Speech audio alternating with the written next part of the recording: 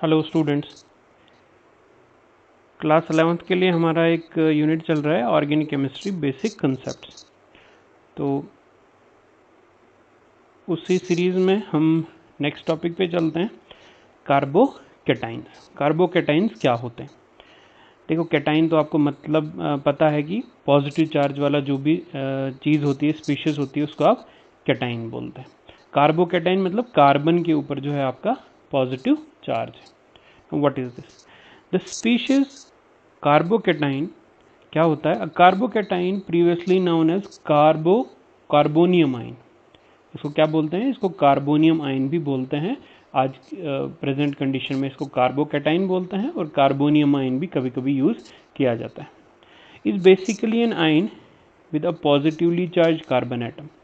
The charged carbon atom in a carbonium ion is a sextet, that is, it has only 6 electrons in its outer shell or outermost energy level.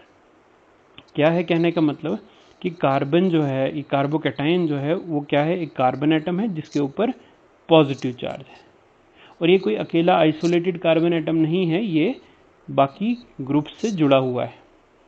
इस तरह से जुड़ा हुआ है कि इसमें total कितने 3 आपके बॉन्डेड पेयर्स हैं, 3 बॉन्ड्स लगे हैं। इसका मतलब इसमें 6 इलेक्ट्रॉन्स हैं। एक कार्बन के ऑक्टेट को पूरा करने के लिए 8 इलेक्ट्रॉन होने चाहिए, मगर जब ये किसी कंपाउंड में है, मान लो यहाँ पे हाइड्रोजन लगा हुआ है, किसी कंपाउंड में है, तो इसके 8 इलेक्ट्रॉन पूरे नहीं होते, 6 ही इलेक्ट्रॉन पूरे होते हैं। इसलिए इसमें क्या बोलते हैं आप? सेक्सटेट है। इसके जो वैलेंस शेल में कितने इलेक्ट्रॉन हैं? 6। इसके वैलेंस शेल में कितने इलेक्ट्रॉन हैं? 6। So this is the definition of carbocation. तो what are the properties of carbocation? यही आपने बेसिक जो पढ़ा, इसमें अब आपने पढ़ना है कि कार्बोकैटाइन की प्रॉपर्टीज क्या। देखो, it is a positively charged species. पढ़ा हमने अभी कि ये एक पॉजिटिवली चार्ज स्पीशीज है। It has sextet of electron, that is why it is diamagnetic. Sextet of electrons है, इसमें 6 ही इलेक्ट्रॉन्स हैं। आउटर मोस्ट शेल में इसमें 6 इलेक्ट्रॉन हैं, that is why it is diamagnetic. 6 electron हैं, 6 इलेक्ट्रॉन्स होंगे तो पेयर्ड होंगे, पेयर्ड हैं, और अगर ये इलेक्ट्रॉन्स पेयर्ड हैं तो इसीलिए कंपाउंड, ये जो आपका इंटरमीडिएट है वो डायामैग्नेटिक है, पैरामैग्नेटिक नहीं है, diamagnetic. It is found by heterolysis. कैसे बनाएंगे इसको? हिट्रोलिसिस से। आपने पढ़ा था होमोलिटिक और हिट्रोलिटिक क्लीवेज, जिसमें जो बॉन्ड होता है और जो 2 बॉन्डेड इलेक्ट्रॉन एटम्स होते हैं वो एक ही पे सारे चले जाते हैं, तो एक पॉजिटिव की क्रिएशन हो जाती है और दूसरे में नेगेटिव क्रिएट हो जाता है। तो पॉजिटिव जो क्रिएट होता है, ऐसे ही आप कार्बोकैटाइन को जनरेट कर सकते हैं। पढ़ेंगे हम जब इसकी जनरेशन आएगी। It is generally formed due to polar solvents, और जब इसकी जनरेशन करते हैं तो हम मोस्टली पोलर सॉल्वेंट्स जो हैं यूज़ करते हैं इसमें। पोलर सॉल्वेंट्स भी, क्योंकि एक चार्ज स्पीशीज हमने बनानी है और हिट्रोलिटिक क्लीवेज करके तोड़ के, तो इसके अराउंड जो हम सॉल्वेंट यूज़ करेंगे, ए बी के अराउंड जो सॉल्वेंट यूज़ करेंगे वो भी पोलर होना चाहिए, ताकि ये जो बी नेगेटिव निकले ये स्टेबल हो और ये सॉल्वेंट में जो है चला जाए इजीली, और ए पॉजिटिव लिबरेट करते। ठीक है, so these are the properties of carbocation. First, ये चार्ज पार्टिकल है, इसमें सेक्सटेट ऑफ इलेक्ट्रॉन है, इसलिए डायमैग्नेटिक है। ये हिट्रोलिसिस से बनता है और इसमें पोलर सॉल्वेंट जो है वो फेवर करते हैं इसकी फॉर्मेशन को। नेक्स्ट स्ट्रक्चर पे चलते हैं। In carbocation the hybridisation of carbon will be sp2। जो हाइब्रिडाइजेशन है, कार्बन की हाइब्रिडाइजेशन जो है sp2 हाइब्रिड है। ये sp2 हाइब्रिड है, इसलिए इसका स्ट्रक्चर जो होगा वो ट्राइगोनल प्लानर स्ट्रक्चर होगा इसका।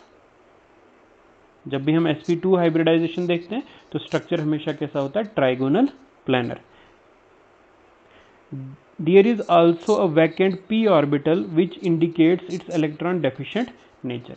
क्योंकि ये पॉजिटिव चार्ज है तो इस जाहिर सी बात है, इसमें सेक्सटेट है, ऑक्टेट कंप्लीट तो है नहीं, इसका मतलब इसमें हमेशा क्या होगा? इलेक्ट्रॉन डेफिशिएंट होगा, ये इसमें इलेक्ट्रॉन की कमी होगी। The carbon has 6 electrons in its valence shell, due to this it is an electron deficient species also known as electrophile. ये एक इलेक्ट्रॉन डेफिशिएंट स्पीशीज है। इलेक्ट्रॉन डेफिशिएंट मतलब ये इलेक्ट्रॉन्स को अट्रैक्ट करेगा या इलेक्ट्रॉन्स की तरफ अट्रैक्ट होगा। तो हमेशा जो भी इलेक्ट्रॉन डेफिशिएंट होता है वो इलेक्ट्रोफाइल होता है। Phile means to love, the love electrons.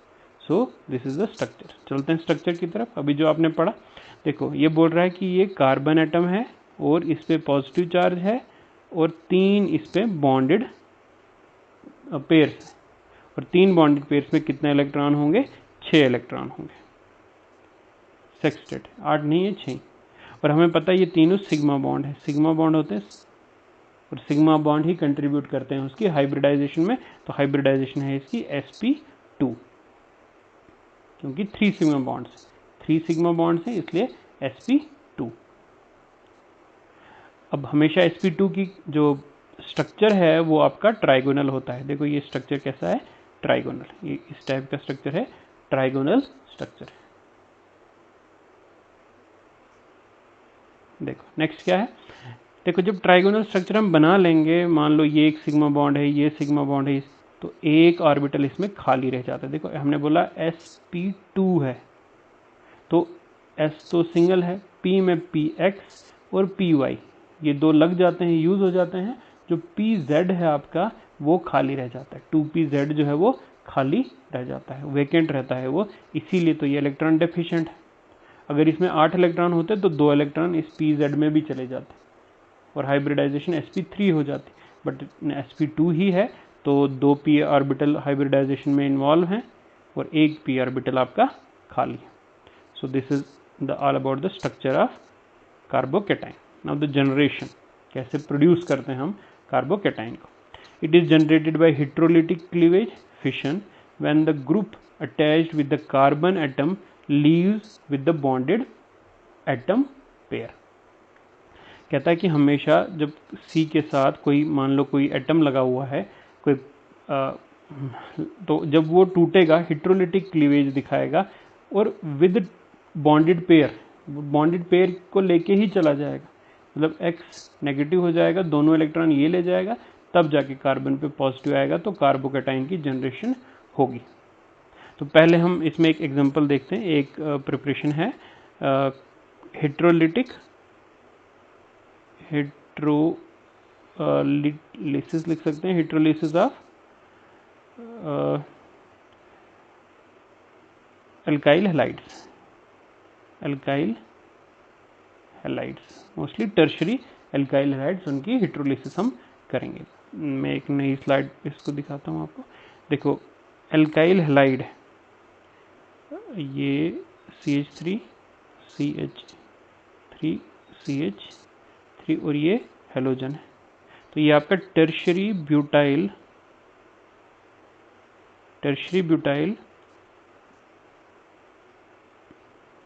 Chloride, this is tertiary butyl chloride. इसकी जब आप हेटेरोलिटिक क्लीवेज करेंगे तो ये जो क्लोरीन है ये with bonded pair of electron ही निकल जाएगा। जब निकल जाएगा तो ये आपका बनाएगा एक तो Cl नेगेटिव और साथ में ये आपका CH3 और इस पे पॉजिटिव चार्ज आ जाएगा, तो ये आपका एक कार्बोकेटाइन जनरेट होगा। ये इसलिए लेते हैं क्योंकि ये जो टर्शरी ब्यूटाइल है ये बहुत ही स्टेबल कार्बोकेटाइन बनता है, इजीली बन जाएगा। सो this is first method of preparation of carbocation, generation of carbocation. Second क्या है आपका method? It is protonation of alkenes. Alkenes को प्रोटोनेट करके भी आप बना सकते हैं। एल्कीन ले लो, एल्कीन मतलब कोई डबल बॉन्ड वाला, उसमें आप प्रोटोनेशन करेंगे हम, कोई एसिड कोई कुछ चीज़ आप यूज़ कर सकते हैं जिसमें जो प्रोटॉन डोनेट करे।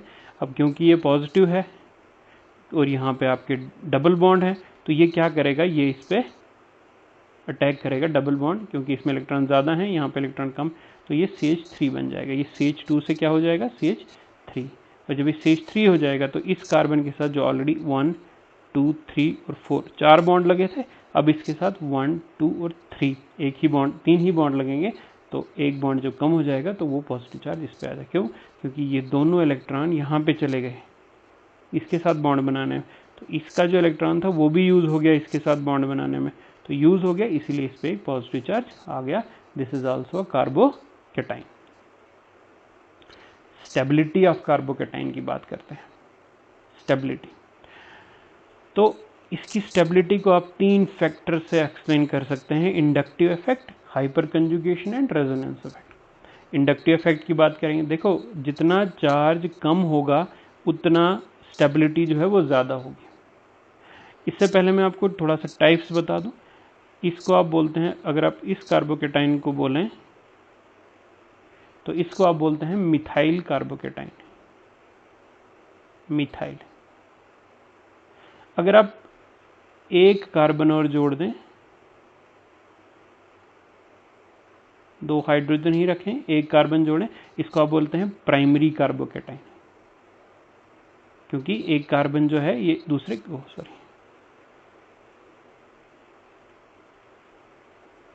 तो ये दूसरे कार्बन के साथ लगा हुआ है। फिर आप देखें, अगर मैं इसके साथ 2 कार्बन जोड़ दूं तो इसको आप बोलते हैं सेकेंडरी कार्बोकेटाइन। और इसी के साथ अगर मैं 3 कार्बन जोड़ दूं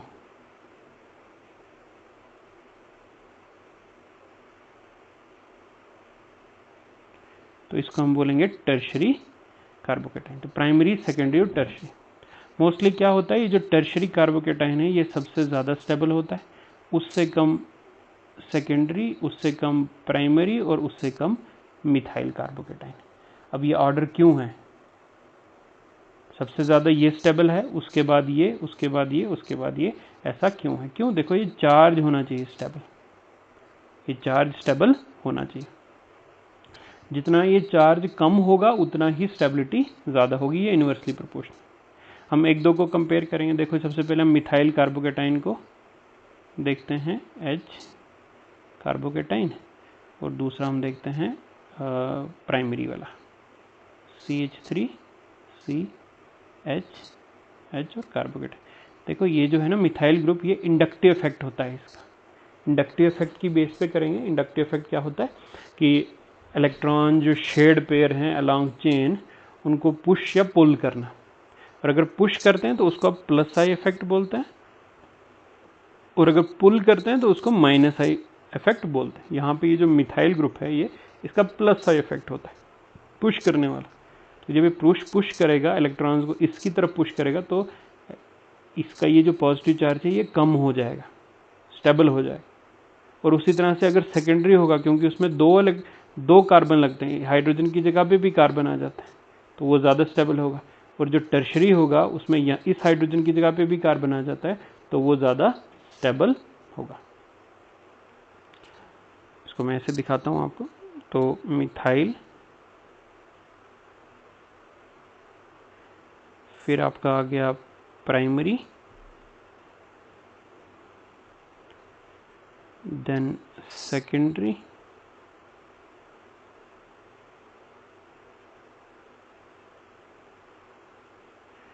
और फिर tertiary.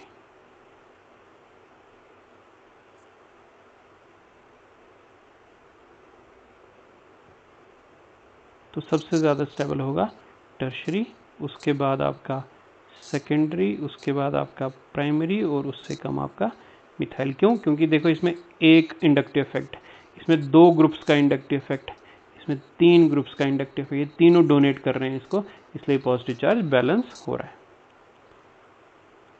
This is the stability on the base of inductive effect. देखते हैं next, on the basis of hyperconjugation, no bond resonance. अभी हाइपर कंजुगेशन क्या होता है, इन्हीं सब चीज़ों को आप उस बेस पे भी एक्सप्लेन कर सकते हैं। किस बेस पे? हाइपर कंजुगेशन की बेस पे। अब चलो मैं कंपेयर करता हूँ सेकेंडरी और प्राइमरी और सेकेंडरी को। जैसे CH प्लस, और यहाँ पे हमने पढ़ा प्राइमरी में इसमें क्या लगा हुआ है, CH3 लगा हुआ है साथ में। हाइपर कंजुगेशन क्या होता है? हाइपर कंजुगेशन में ये जो इसके साथ वाला कार्बन है, ये वाला कार्बन, इस पे जो हाइड्रोजन लगा है, और इसका जो ये वाला बॉन्ड है सिग्मा बॉन्ड, ये यहाँ पे ट्रांसफर हो जाता है। अब जब ये यहाँ पे ट्रांसफर हो जाएगा तो क्या बन जाएगा, CH, यहाँ पे डबल बॉन्ड आ जाएगा, और यहाँ से ये H जो है पॉजिटिव क्रिएट हो जाएगा, और ये H और H। तो ये वाला प्लस तो बैलेंस हो गया क्योंकि यहाँ पे 2 आ गए अब। तो इसको आप बोलते हैं हाइपर कंजुगेशन या नो बॉन्ड रेजोनेंस। इसी तरह से सेम केस किसके साथ होगा, इस हाइड्रोजन के साथ, और सेम केस होगा इस हाइड्रोजन के साथ। नेक्स्ट स्टेप में क्या होगा, नेक्स्ट स्टेप में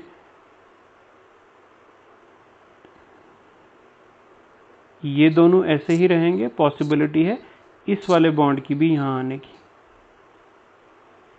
और उससे नेक्स्ट स्टेप में क्या होगा, ये दोनों ऐसे रह सकते हैं, ये तीसरा वाला यहाँ पे जनरेट कर सकता है आपका हाइपर कंजुगेशन। तो यहाँ पे आपने देखा 3 स्ट्रक्चर पॉसिबल हो जाते हैं इसकी वजह से। अब अगर हम देखें CH पॉजिटिव CH3, तो इसमें 3 स्ट्रक्चर्स पॉसिबल हैं। क्यों? क्योंकि इसमें 3 हाइड्रोजन लगे हैं यहाँ पे।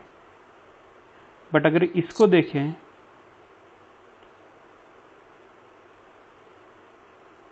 तो इसमें तो 6 स्ट्रक्चर्स पॉसिबल हैं, और उसी तरह से अगर टर्शियरी है उसमें तो 9 स्ट्रक्चर पॉसिबल होंगे। तो जितने ज़्यादा हाइपर कंजुगेटिव स्ट्रक्चर्स होंगे उतनी ही स्टेबिलिटी भी ज़्यादा होगी। तो ये भी एक्सप्लेन करता है कि टर्शियरी क्यों ज़्यादा स्टेबल है सेकेंडरी और प्राइमरी से। This is all about the hyperconjugation. Next, resonance effect. अब रेजोनेंस इफेक्ट में बेस्ट एग्जांपल है एलाइल कार्बोकेटाइन की। An allyl carbocation is basically a resonance stabilised carbonium ion which has 2 resonance structures in which the formal charge of +1 is on an allylic carbon. Allylic group मैंने आपको पहले ही पढ़ाया। Allylic group क्या होता है, CH2 double bond CH single bond CH2 positive. This is allyl carbocation. तो क्या ये बैलेंस है, क्या ये स्टेबल है? तो हाँ, ये स्टेबल है। क्यों स्टेबल है? क्योंकि इसका ये जो डबल बॉन्ड है ये यहाँ पे ट्रांसफर हो सकता है बाय रेजोनेंस। रेजोनेंस क्या होता है, जो पाई इलेक्ट्रॉन यहाँ पे है ये शिफ्ट हो जाएगा, किस यहाँ पे मूव कर जाएगा। अब अगर ये यहाँ पे मूव करेगा तो स्ट्रक्चर कुछ इस तरह से बनेगा, CH2 positive single bond CH double bond CH2। तो ये शिफ्ट होता रहेगा यहाँ से यहाँ, यहाँ से यहाँ। तो इस तरह से बहुत सारे स्ट्रक्चर जो हैं इसके बन जाएंगे। That is why it is resonance stable. तो this is the stability of carbocation and this is all about the carbocation. Carbocation होता क्या है, डेफिनेशन, उसकी properties, then structure, then generation and the stability. So इस video में इतना है।